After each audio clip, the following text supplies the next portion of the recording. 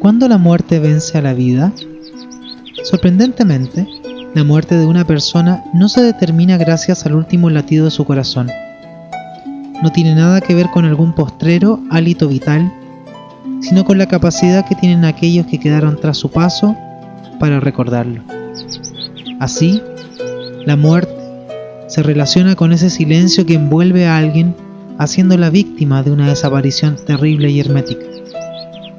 Con esto en mente, el Dr. Germán Greve Schlegel retorna de la muerte. Logra romper ese aterrador mutismo, abriéndose paso para entrar por el portal de la historia del psicoanálisis en Chile.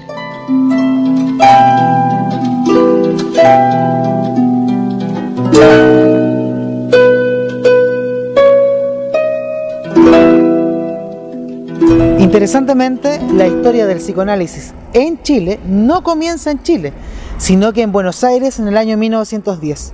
Allí, el doctor Germán Greve Schlegel será enviado por el gobierno de Chile como delegado especial para presentar su trabajo sobre psicología y psicoterapia de ciertos estados angustiosos. En ese escrito, Greve presentará al psicoanálisis y la teoría freudiana como un aporte para el tratamiento de estas enfermedades. Su trabajo, lamentablemente, no será conocido ni reconocido por los colegas chilenos hasta hace muy pocos años. Allí el trabajo cobrará vida nuevamente y será conocido por nosotros. Sin saberlo él, se convirtió en la primera referencia que se tenga en español en Latinoamérica acerca de la teoría psicoanalítica. Esta hazaña llegó hasta los oídos de Freud, quien hizo dos referencias sobre el trabajo de Greve.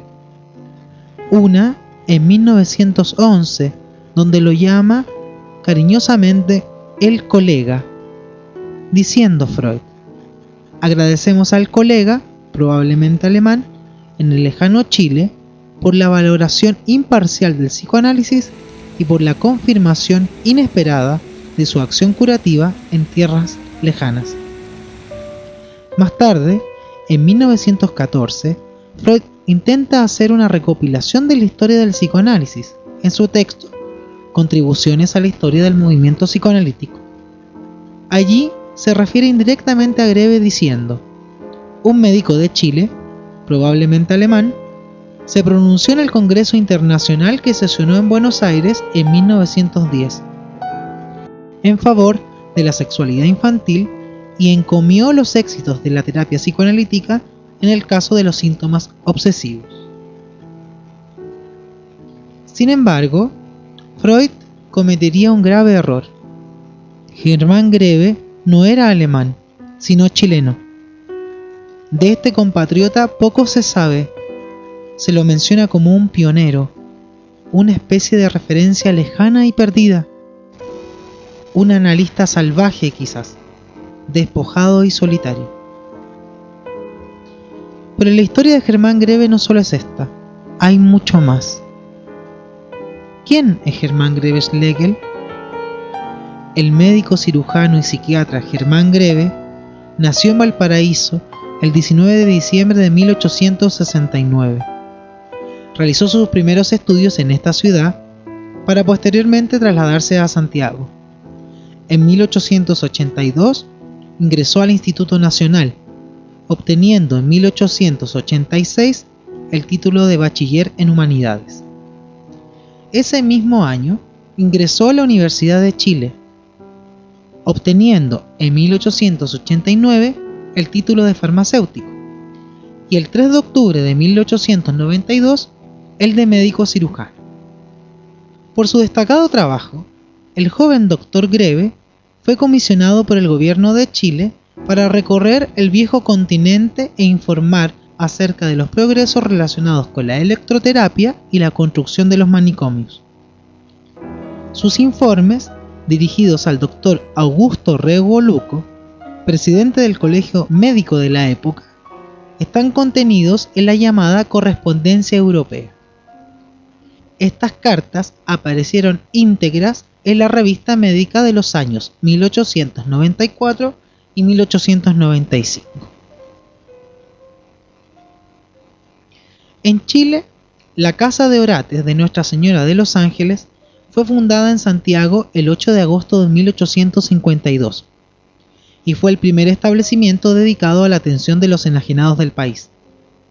La precariedad de la construcción obligó que en 1858 se construyera un nuevo edificio en el barrio de Recoleta. En ese momento histórico, el gran esfuerzo de los hombres de ciencia era concientizar al mundo médico para que ellos se hicieran cargo del tratamiento de la locura.